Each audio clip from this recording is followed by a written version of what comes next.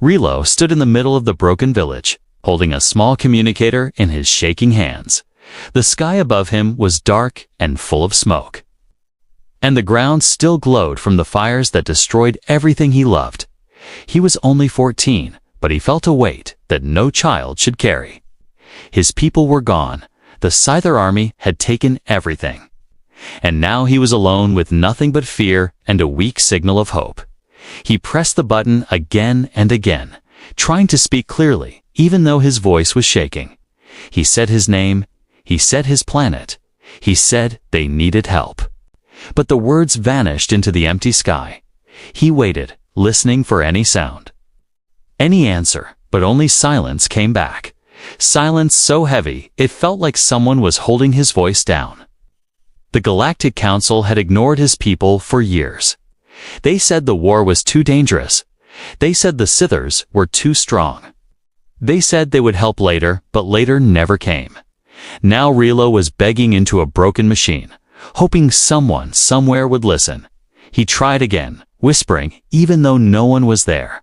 "Please, someone hear me. We cannot fight anymore. We cannot run anymore. Please, anyone, help us." The communicator flickered, then died. Rilo stared at it, feeling the last thread of hope slip away. His eyes filled with tears. Not because he was weak, but because he had tried everything he could. He sank to his knees, feeling the cold dirt under him, and whispered one last time without the device, "Someone please hear me." Wind blew across the ruins, carrying ash with it. Every sound made Rilo jump, thinking the Scythers had returned. He looked at the sky and wondered if he would survive another day. He did not know how to fight. He did not have weapons. He only had fear and a voice that no one heard. Then something strange happened. The sky did not stay silent. A soft vibration began. Like a distant humming, Rilo stood up slowly and wiped his face. He thought he was imagining it. Maybe his mind was breaking. But the sound grew louder, deeper, heavier. The clouds above started to twist. The wind changed direction, and birds flew away as fast as they could. Rilo stepped back, clutching the dead communicator like it was a shield. A thin streak of light shot across the dark sky. It moved fast, faster than any ship he had ever seen. It burned through the clouds, leaving a trail of silver fire behind it. Rilo covered his face as the streak grew bigger and brighter, heading straight toward his valley. A massive explosion shook the air. The ground cracked under his feet. Dust and heat washed over him. He fell back, coughing and blinking as he tried to see what had fallen from the sky. For a long moment, everything was quiet again. Smoke rose from a crater at the edge of the valley. Rilo forced himself to stand, his legs weak, but his heart pounding with something new. Fear or hope, he could not tell. He walked slowly toward the crater. Every step felt like he was walking into a dream or a nightmare. He reached the edge and gasped. Through the smoke, he saw movement. Shadows stepping out, tall shapes covered in dust and firelight. At first, he thought they were Scythers coming to finish the job. His breath caught in his throat and he took a step back. But then he saw their faces, pale and fierce, their eyes sharp and focused. Their suits were heavy, scratched and burned, but they walked with a power he had never seen before. They were human, not the soft, gentle kind he had seen in old stories. These humans looked harder, stronger, like warriors created by storms and fire. Everything about them felt dangerous, but not to him. One of them, a tall woman with short black hair and eyes like steel, stepped forward. She looked at Rilo, really looked like she saw every scar on his heart. She tilted her head and spoke in a calm voice that somehow cut through the smoke. "You sent the plea, right, kid?" Rilo nodded, unable to speak. The woman gave a small smile that did not reach her eyes and said something that chilled him to the bone. "Good. Now point us to the enemy. We finish what others fear to start." Rilo realized something at that moment. Someone had finally heard him. But the ones who came were not saviors from the Council. They were from Earth, the people everyone called Death World humans. The ones who survived things no other species could survive. And they had come for war. Rilo walked behind the strange humans who had fallen from the sky that day. His legs were still shaking, and his mind was full of questions he could not speak out loud. He had never met a human before. He had only heard stories, stories that frightened children, stories that made soldiers pray. People said humans came from a planet called Earth.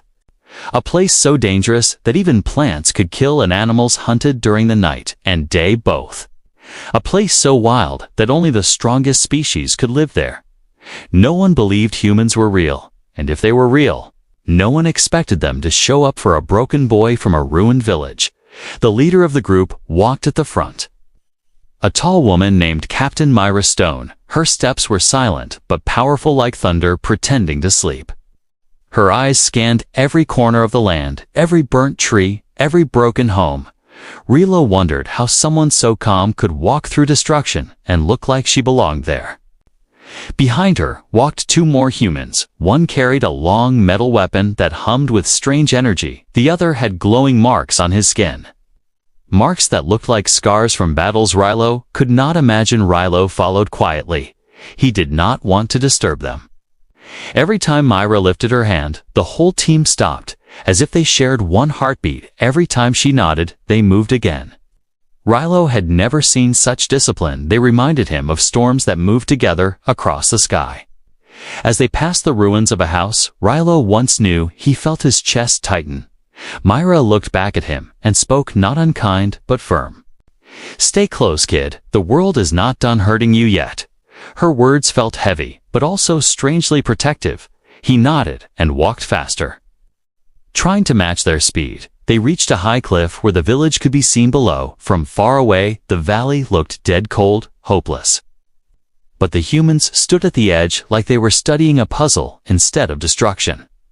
The man with glowing scars spoke first. "Sithers moved fast, too fast. They were here less than a day ago." Mira nodded. Her face did not show fear, only calculations. "They will return. They always return to erase survivors." Rilo felt his heart sink. He knew Mira was right. The Sithers never left until every living thing was gone. One of the humans placed a strange device on the ground. A small screen lit up, showing red points moving across a map. Each red point was an enemy. There were many, too many. Rilo swallowed hard. "Will they kill us when they come back?" Mira looked at him with sharp but steady eyes. "Only if we let them, and we will not let them." Her confidence was not loud, not dramatic, but it was strong, stronger than anything Rilo had ever heard. The sky darkened as clouds gathered. A cold wind swept the hill. Rilo hugged himself for warmth. But the humans did not shiver. They stood firm like they were carved from the mountain itself. Then a distant roar echoed across the valley. A roar so deep it made Rilo drop to his knees. He covered his ears, his heart raced. The Scyther war beasts were moving in the shadows, but the humans did not panic. The man with the metal weapon grinned. Finally, something worth shooting. Mira did not smile. She just took one step forward, her voice cold as the wind. "Death world, rule number 1. Never wait for danger. Go meet it." Rilo stared in shock as the humans walked down the hill, toward the roar, toward the danger. Toward the enemy that even the council feared. Rilo hesitated. His legs trembled. His mind screamed for him to run. But something inside him knew he could not leave them. They came because of him. Because of his plea. Even if he was scared, he had to go. He rushed down the slope, breathing hard as he tried to catch up. Myra glanced back and frowned. "Kid, are you trying to follow us?" Rilo nodded. "Yes, I cannot stay alone. I cannot hide anymore." Myra studied him for a moment. Then she pointed at the ground beside her. "Walk here. If anything tries to take you, we will stop it." Rilo felt warmth grow in his chest, not happiness, but something like strength, the kind you feel when someone finally stands beside you. The roar sounded again, closer this time. Rilo saw shadows moving between the trees. Huge, sharp, deadly. He felt fear rise inside him, but when he looked at the humans, he saw no fear at all, only excitement. Only purpose, Myra tightened her gloves and whispered something that made Rilo shiver more than the roar. Good, the enemy is near. Now the real hunt begins. The ground shook as Rilo followed the humans deeper into the forest. Every tree trembled with each heavy sound. The roar came again, louder, closer. The Scyther warbeasts were not hiding now. They were coming straight toward anyone brave or foolish enough to stand in their path. Rilo walked between the humans like a small shadow. He tried to stay calm, but his heart felt like it was punching inside his chest. Mira walked ahead with no fear in her steps.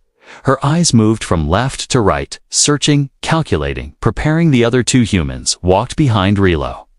Guarding him from both sides, they moved like hunters, silent, sharp, ready. Rilo had never seen soldiers like this. His own people had warriors, but even their strongest fighters shook when Scythers attacked.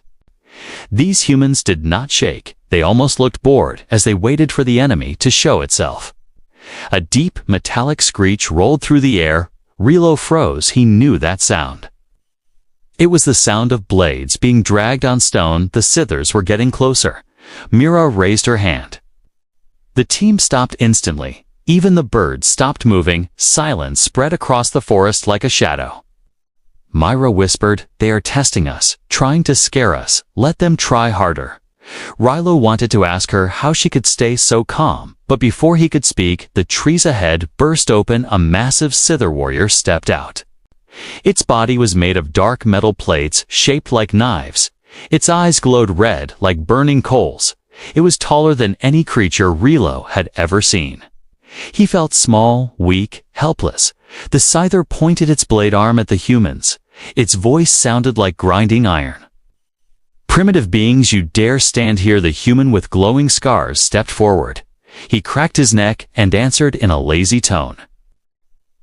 "We do more than stand," the Scyther growled, and charged. Its speed was unbelievable. It moved like lightning. Rilo screamed and covered his head. He thought the humans would run. He thought the humans would die, but Myra did not move. She waited until the Scyther was one step away. Then she struck her fist, hit the Scyther with a force that shook the ground. The creature flew back and slammed into a tree. The entire trunk cracked. Rilo stared with wide eyes. He could not believe what he saw. The Scyther rose again, its armor dented, its eyes furious.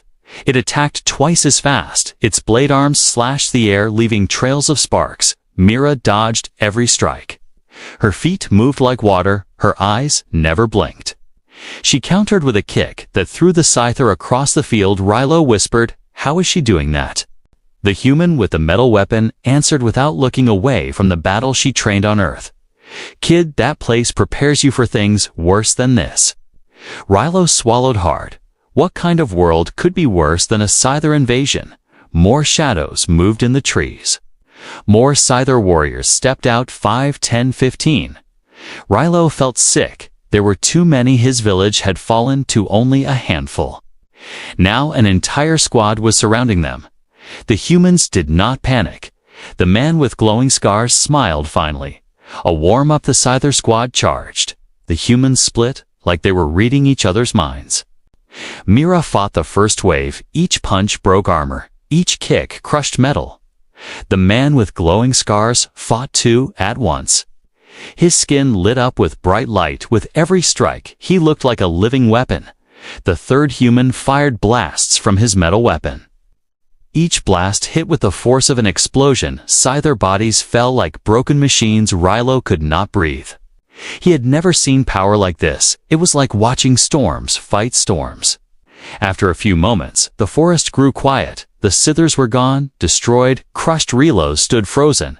He could not decide if the humans were heroes or something far more terrifying. Than the ground rumbled. The trees bent back. A shadow swallowed the entire forest. A much larger Scyther stepped out. Its height touched the branches. Its armor was thicker. Its eyes burned brighter. It was a Scyther general, a creature known for destroying entire armies alone. Rilo whispered in fear. "We cannot win. No one can win against that." Myra stepped forward. She wiped blood from her cheek, her voice steady. "One Scyther general." "Good." The general roared. The forest shook. Rilo fell to the ground. The humans stood unmoved. Myra pointed at the giant and said, "I will take this one alone." Rilo stared at her, shocked, terrified, confused. Why would one human fight something so powerful alone? Myra smiled a slow, cold, death-world smile, because it will learn what humans really are. Rilo watched with shaking legs as Captain Myra Stone stepped forward to face the Scyther general. The air around them felt colder, heavier, like the world itself was holding its breath. The general towered above her, a giant wall of blades and armor. Its eyes glowed with hunger. It wanted blood, it wanted fear, it wanted to crush anything that dared stand against it. But Myra did not look afraid. She did not look impressed. She looked ready. The general raised one blade arm into the air. The metal screeched, the ground cracked under its feet. Rilo covered his ears and curled down. He had seen generals before, only once. From far away, that single general had destroyed 3 ships without slowing down. Now one stood in front of Myra, and she was walking straight toward it. The general slammed its blade down. A shockwave tore the ground like paper. Dust exploded into the sky. Rilo screamed and thought. Myra was gone, but when the dust cleared, she stood there.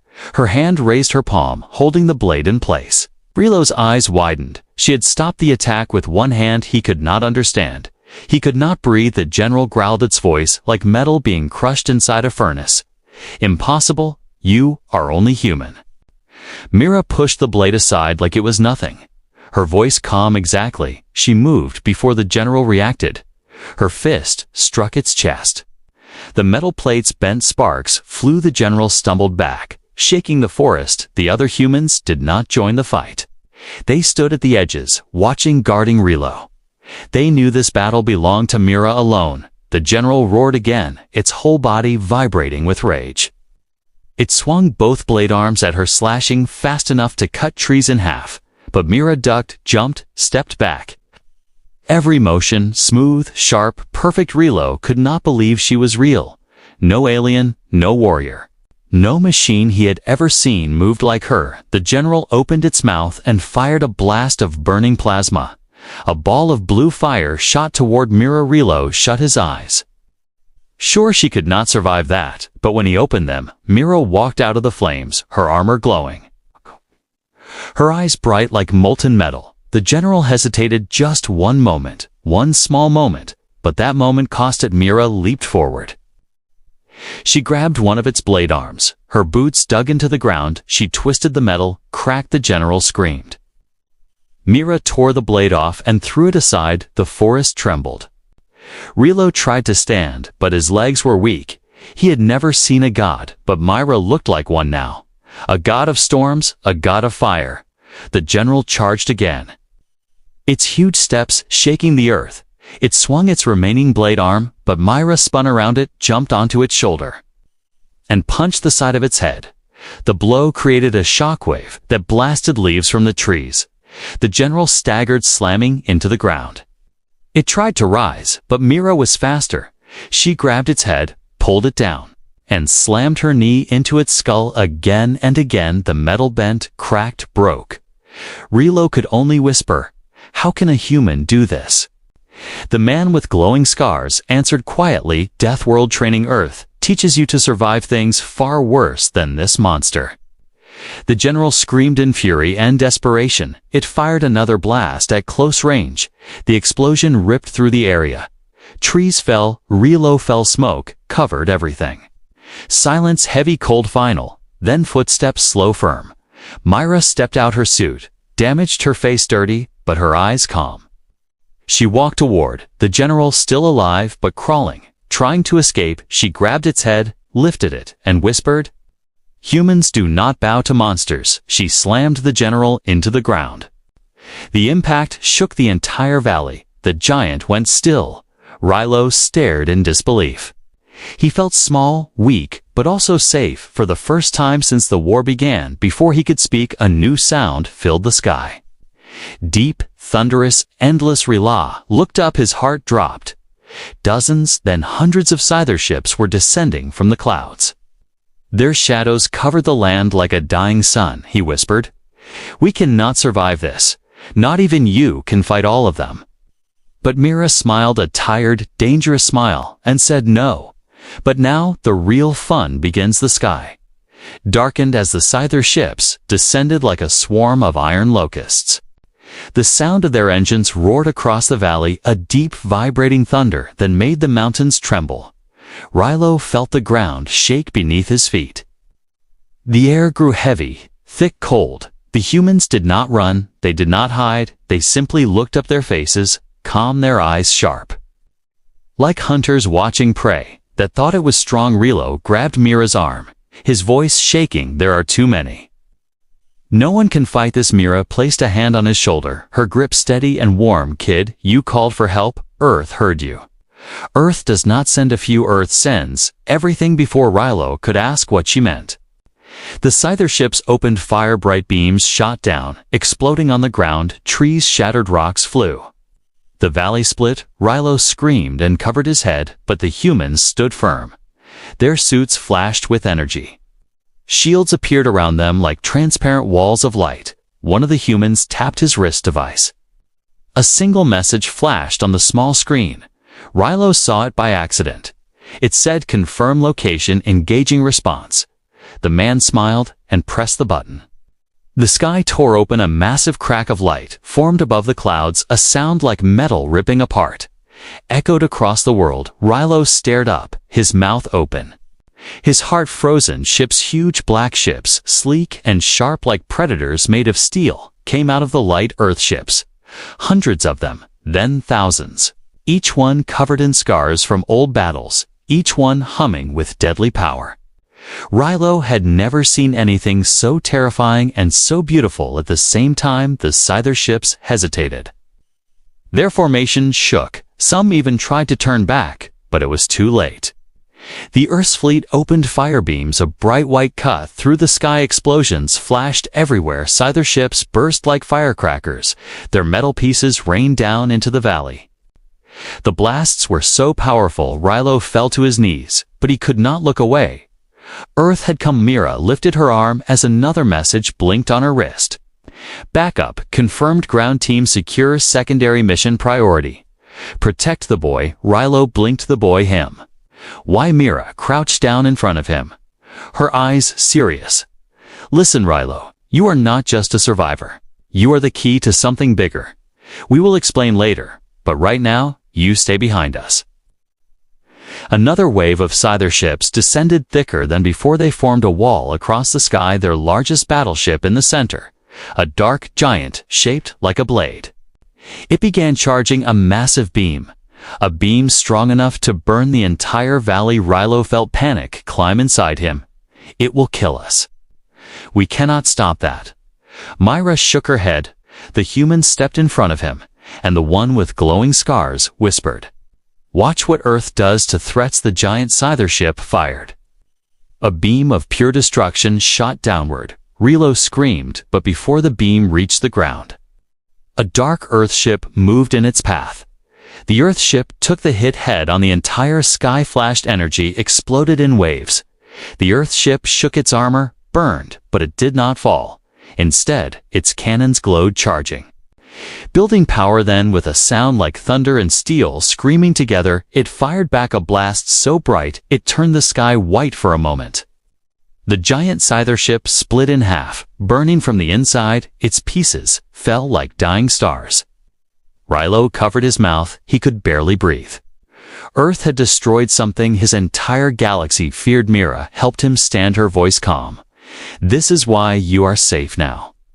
Earth does not ignore cries for help." More Earth ships landed on the ground. Huge doors opened. Rows of heavily armored soldiers marched out. Humans from the deadliest planet in the galaxy. Their steps shook the dirt. Their helmets reflected fire. One of the new soldiers handed Mira a secure tablet. A red symbol flashed on it. Priority command, protect the kid. Do not let the enemy touch him. Rilo's heart raced. Why me? What do they want? Mira looked at him, not with fear, not with pity, but with respect. Because, kid, what you carry can save or destroy worlds. Before Rilo could speak, another shadow fell across the land. A shadow bigger than any ship, A sound like a monster waking from a nightmare. The other humans tensed. The Scyther King had arrived. The earth trembled as the massive shadow grew larger across the valley. Rilo felt the air become heavy enough to crush his chest. He looked up slowly, afraid of what he would see. The Scyther King descended from the sky like a falling mountain. Its armor was thicker than all the generals. Its eyes burned like two suns, ready to melt the world. Even the Earth's soldiers stopped moving. They tightened their grip on their weapons. Their teeth clenched. Rilo could feel their fear. Not because they doubted themselves, but because they knew this creature was more dangerous than anything that had come before. The Scyther King landed. The impact sent a wave of dust rolling across the valley. Trees bent, rocks shattered. Rilo fell backward, and Mira grabbed him before he hit the ground. The king looked around slowly, studying the humans with hunger. Then its burning eyes stopped on Rilo. The ground cracked as it stepped forward. "There he is," the king growled. "The boy with the starseed." Rilo felt all the blood drain from his face. He did not understand. He did not know what he carried. He reached into his small satchel, pulled out the glowing stone his mother gave him years ago. A soft blue light pulsed from it, like a heartbeat. Myra stared at the stone. Her eyes widened. Her voice dropped to a whisper. "Rilo." "Where did you get that?" Rilo breathed shakily. "My mother gave it to me," she said. "To protect it. She never told me what it is." The man with glowing scars stepped closer and whispered in shock, "A starseed, the last one." Rilo held the stone tighter, confused and afraid.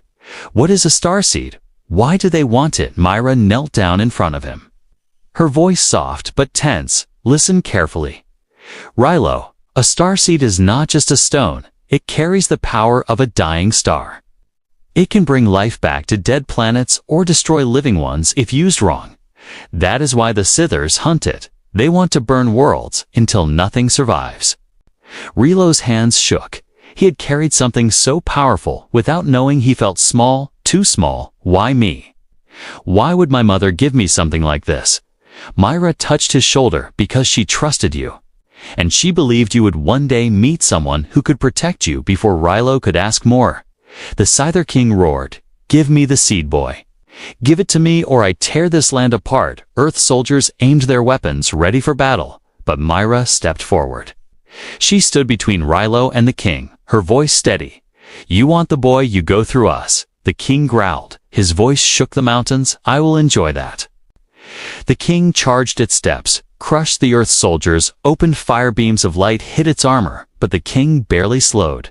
Myra pushed Rilo behind a fallen tree. "Stay hidden, kid. Do not move. Do not drop that seed." Rilo crouched down, heart pounding like a war drum. He peeked over the tree. He watched Mira face the monster twice her size. The king swung its massive blade arm. Mira rolled aside.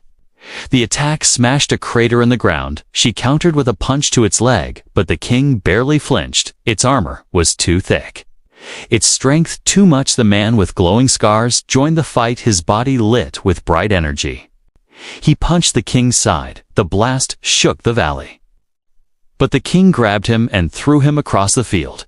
He hit a rock, stood up, but blood dripped from his mouth. Rilo cried out, "Stop, please stop." He wanted to run, he wanted to help, but he was too weak. Just a boy with shaking legs and a glowing stone. The king spotted him. Its eyes narrowed. It moved toward Rilo like a hungry predator. Each step heavier than thunder. Rilo stepped back, his legs weak, his breath broken. He whispered, "Please, please, someone help." Before the king reached him, Myra tackled it from the side. She slammed her fist into its face. Her armor cracked. But she did not stop. The king grabbed her, lifted her, threw her into the dirt. She coughed, but stood again, her voice shaking but defiant. "You will not touch the boy," the king roared to late human. "He belongs to me." It raised its giant blade. Rilo screamed. The stone in his hand pulsed. A flash of blue light exploded across the valley. The king stumbled back. The humans shielded their eyes.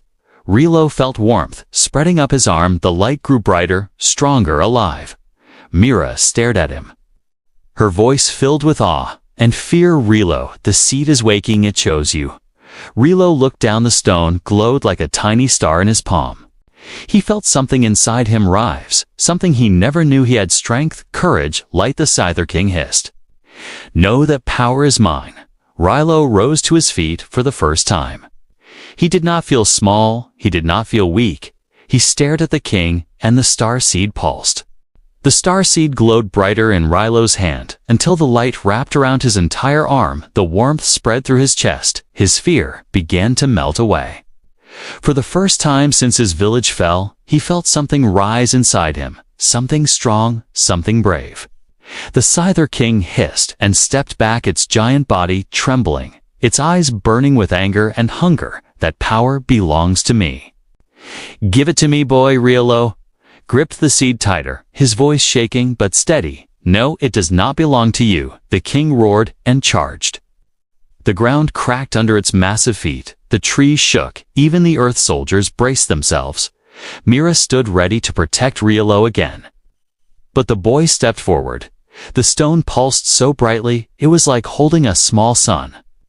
Mira shouted, Rilo, no, stay back. But Rilo did not move. Something inside him whispered, not fear, not weakness, but purpose. The Scyther King swung its blade, a strike strong enough to cut a ship in half. Rilo held the seed up. A wall of light burst out. The blade hit the light and stopped the shockwave, pushed dust across the valley. The king staggered back, its eyes wide with disbelief.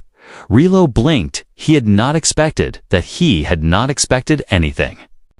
He was just trying to survive, but the star seed had awakened, and it had chosen him. Myra ran to his side, her voice low. Rilo, you must control it. If the power grows too fast, it can destroy you. Rilo nodded. He tried to breathe slowly, tried to focus, tried to hold the light inside and not let it overwhelm him. The Scyther King recovered and roared again. Its voice filled the sky like thunder. Enough. I will crush you. I will crush everyone who protects you. The king charged again, this time faster, its armor glowing red from rage. Endless power built around its claws. Earth soldiers fired. Their blasts hit the king, but its thick armor absorbed the attacks. The man with glowing scars jumped onto the king's back, punching with all his strength, but the king slammed him into the dirt. Myra leaped her fist, glowing. She struck the king in the chest. The impact echoed across the land, but the king grabbed her, lifted her in the air, and threw her into a broken tree. Rilo screamed her name. Myra struggled to stand, blood on her face, but her eyes never left him. Rilo, you are not alone. We are here. Use the seed. Use it for life, not fear. The seed pulsed again. Rilo felt his heartbeat match its rhythm. Boom, boom, boom. Light filled his vision. His body felt weightless. He lifted off the ground, his feet no longer touching the earth. The Scyther King stared. Fear finally entered its eyes. That power was not meant for a child. Rilo raised his hand. The light expanded, the valley filled with a soft blue glow.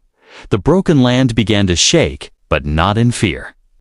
An awakening grass grew where fire had burned. Broken trees straightened, cracked stone healed. Rilo whispered, this is not for you. This is for my people. For every world you destroyed. The king charged one last time, its claws ready to kill, but Rilo opened his hands. The starseed answered. A beam of pure white burst from the boy. It hit the king straight in the chest. The explosion was silent, huge, blinding. The Scyther King's body cracked, split, and shattered into dust. Silence fell across the valley. Only the soft light of the starseed remained. Rilo floated down slowly. His feet touched the ground. The seed dimmed, then rested quietly in his hand. Mira walked toward him, her steps slow, her eyes soft. She placed a hand on his shoulder. You saved us. You saved your world. Rilo looked around the valley, was healing the air, felt warm, alive. For the first time since the invasion, hope was real. Earth soldiers lowered their weapons. The man with glowing scars smiled. Kid, you just did something legends talk about. Rilo laughed, not from joy but from relief. His legs finally gave out, and he fell forward. Myra caught him before he hit the ground. She whispered, rest. You did enough. Earth ships hovered above, scanning for danger. But no enemy ships remained. The Scyther army had fallen, their king destroyed. A message came through Myra's wrist device. Earth command transmitting. She read it and smiled it. Said, "Tell the galaxy we heard the boy tell them." Earth listens. Myra stood in the center of the valley, the wind carrying her voice across the wounded world to anyone who hears this. If you ignore a child's cry for help, Earth will hear it, and Earth will come. Relo heard her words through fading consciousness. He felt safe. For the first time in his life, he felt safe, and above him the humans of the death world stood guard ready, watching unbroken.